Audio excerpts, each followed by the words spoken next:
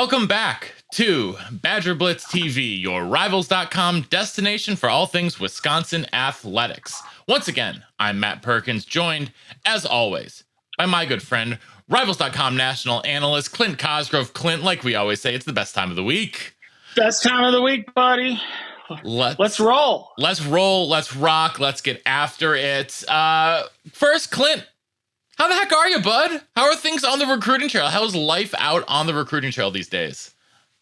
It's good. You know, I had a few camps recently, still cutting up film. Saw a lot of good players. I was at Pylon 7-on-7. That was great.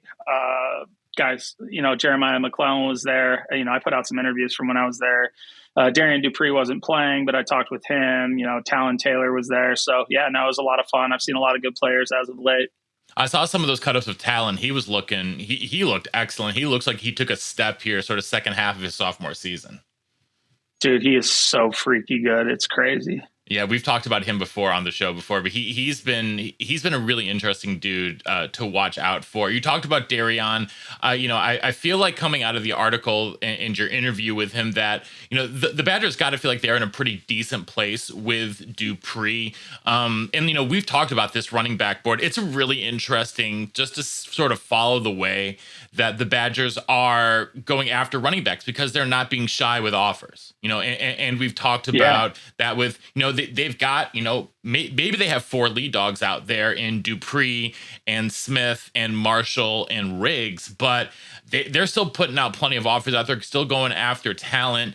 Dupree, though, seems to be rising a little bit nationally in terms of some of his interests. Do you see him becoming like a true national recruit?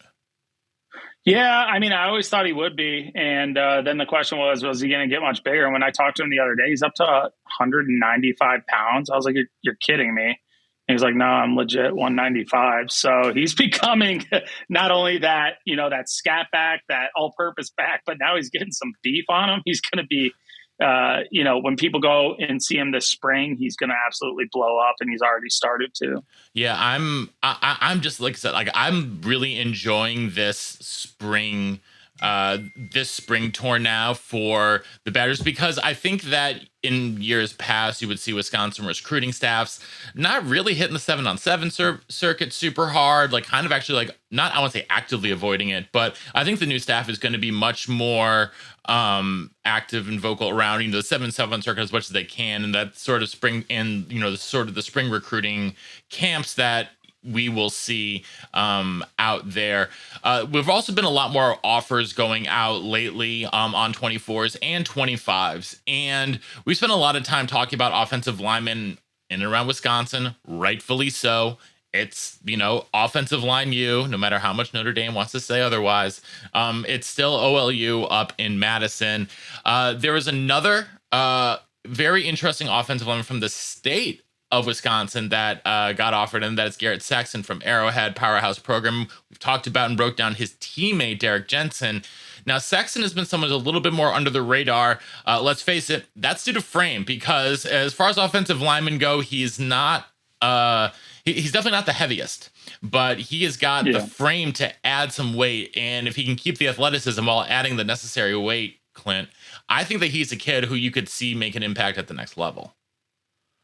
Yeah, I mean, you talk about it, elite frame, yes, mass and strength. I mean, even at his weight right now, you see the way he overpowers kids. He's pretty strong. And we know Wisconsin football might not be elite as a whole, but there's some strong kids in Wisconsin football, and that's one thing that they do not lack. And the way he's able to overpower people, even though he's extremely slim right now, you see him on the far side there, working to the second level, very athletic. You know, when you first watch the film, you're like, is he a little bit of a waist bender or can he bend? And he can bend. It's just he's going against guys that are a little shorter than him, and it's hard to get down and underneath those guys. So they're kind of blocking down on him a lot of the time. The thing that I like about him is the overall athleticism. He's able to chip that defensive end right there, work to the second level, and then just absolutely dominate the linebacker. You're going to see a clip coming up here where you see how long his arms are. There it is right there. I mean, look at the length of his arm right there. And, the bend and it just his explosion off the ball, getting downfield, coming with bad intentions. And he punishes defenders at 235 pounds. So at 6'6", 6'7", he's going to fill out, 285, 290, probably early in his college career. He could be a 300-pound type kid by the time he's done. The kid from Downers Grove who started for the Rams. Why am I going blank David on his Edwards. name? David Edwards, now David was probably closer to 250 in high school, but he was playing quarterback, and they kind of have that similar build and athleticism. So I really like what I see from him. The more I watch him, the more I like him. The weight, it's a concern, but the schools that have offered him, they've seen him in person. A lot of these schools will do certain measurements of the frame and have a good idea of what they will hold and how big they will get based off some certain calculations. So that just tells me that he's got the frame to hold plenty of weight. He's extremely athletic. You see him, how powerful he is right now and how nasty he is right now.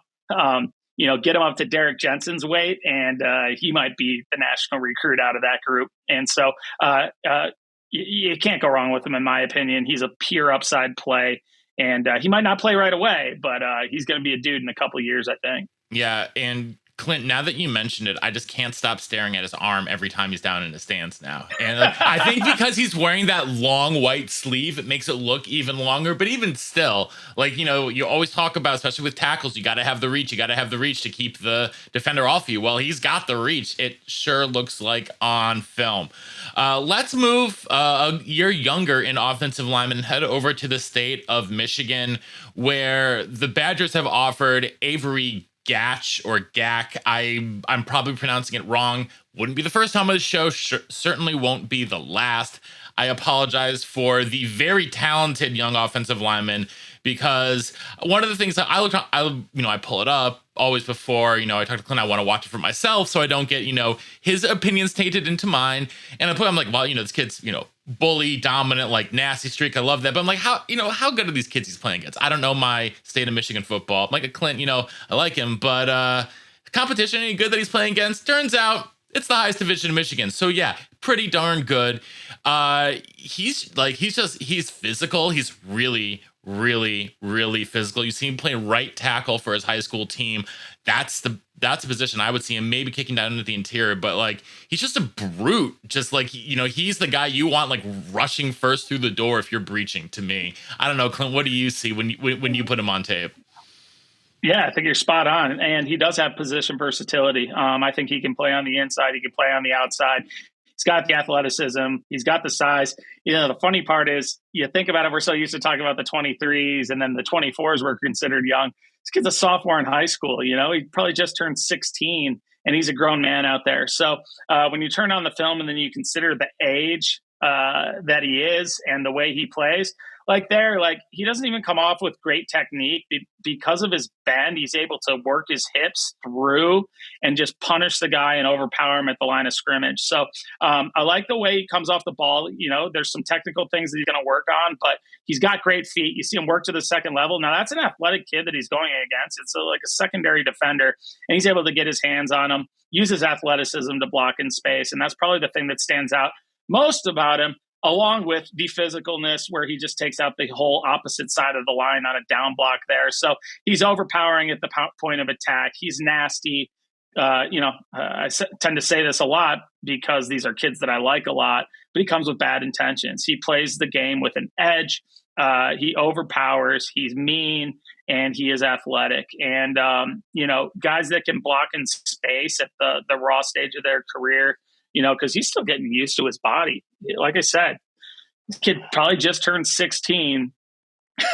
Oh my God, I love that. Absolutely. Guy tries to get upfield on him. He's fine with that. He just one arm swats him to the ground.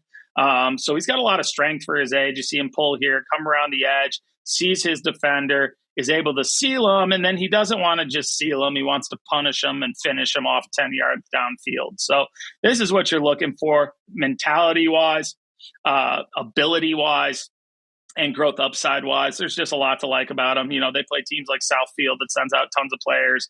They played De La Salle, I think, in state last year, sends out tons of players. So Yeah, that block right there wasn't good enough until he was in the other team's bench. So you got to like that about him, and he's got a lot of upside, and this kid can flat out get after it. 25 rankings will be coming out soon. I wouldn't be surprised if he's in that 4-star range already. And if he reaches his max potential, as long as he hasn't maxed out, which I highly doubt he has, this kid's going to be special. He already has over 10 offers. He's got Ohio State and all that. So this is going to be a national recruit, and you can see why on the film. Yeah, absolutely. I love him, and he's big, and he's a little barrel chested, but he's still very light on his feet. I think for me, and you see, it's not just short, choppy steps, but they're fluid. And he seems like he's natural on his feet, which I think is a really good sign for the next level. Speaking of 25s, we're going to see a familiar last name here, and it is Chris Pierce. Trey Pierce, was engaged to the Badgers, but unfortunately didn't go through. They did not get married at the end of the day. Trey is now in Michigan, I believe, if I remember correctly, Clint. But his little brother Christian can certainly play, and he can absolutely get after it as a linebacker. Tell us a little bit more about the younger Pierce brother. Yeah, so once again, you forget how young he is because he is so thick. I mean, I watched him play in a game this year, and actually Trey Roderick was out with an injury, but Christian was playing, and he's playing in the middle. He's your typical middle linebacker. He is a thumper. He's physical. He's downhill. You'll see it here. I believe this is a run through. So he diagnoses the play, gets downfield. He's a sure tackler. He can tackle in space. My biggest question right now would be top end speed, but like I said, he's going to be a middle linebacker, and he's an absolute physical force in the middle. He's a thick kid already.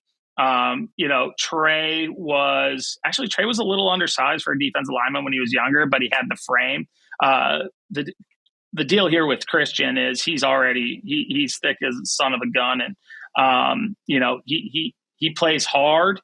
He plays fast, and he plays physical. And so this is what you're looking for out of a young linebacker.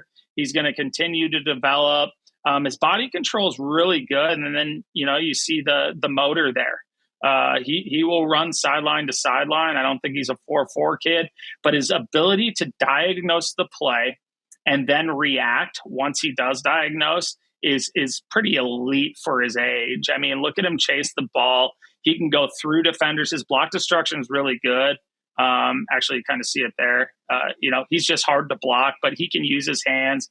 He can engage, disengage, shed blockers, but he also has enough twitch where he can get around them. You see him actually react a little late there and then try to carry the seam, and he's able to make the play when the ball's in the air.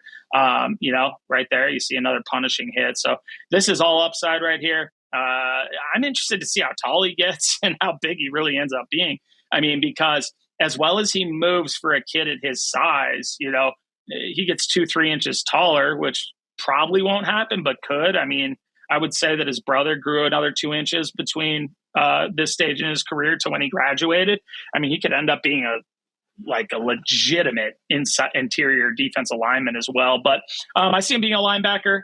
But the upside is there for position versatility as well. And, I would not want to get hit by him, and he's going to bring it to you every single play. I don't want to get hit by him either. I think if you're looking at the Badgers 2025 linebacker board, you got to think that Cooper Catalano is still at the top. That's been, that was the last staff's number one target. That was one of the first offers that this staff made. You look in the group right behind that, though, I wouldn't be surprised you find Trey Pierce right up there, sort of being the 1B to Cooper Catalano's 1A if everything breaks right for him. So I think that he's definitely going to be an important guy to keep an eye out for here in the Midwest as we go here. And he's now just a rising junior, but I mean, you've probably known him since he was in 8th grade, and so, or if not even younger. So it's kind of crazy. It was just Trey's little brother. I didn't even realize how old he was now until I was at the game. I was like, wait, is that your little brother?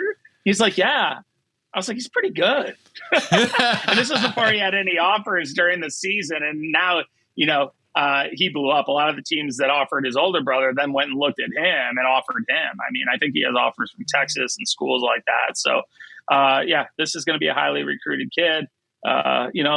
Interesting to see how he develops over the next couple of years. Definitely. Well, Clint, you are always highly recruited in my book. We will be back here next week with more questions and answers from you guys there in the Badgers Den. Until then, make sure you're following Clint on all of the social medias at rivals_Clint. Make sure you're at BadgerBlitz.com multiple times a day to get all of the latest news on Badger football and Badger basketball. Womp, womp, womp. Another tough loss to Purdue yesterday. Either way, doesn't matter because all the intel is over there at BadgerBlitz.com. They are your number one source for all of your Wisconsin sports needs. We'll be back here next week on Badger Blitz TV. And until then, we will see you guys in the den. In the den.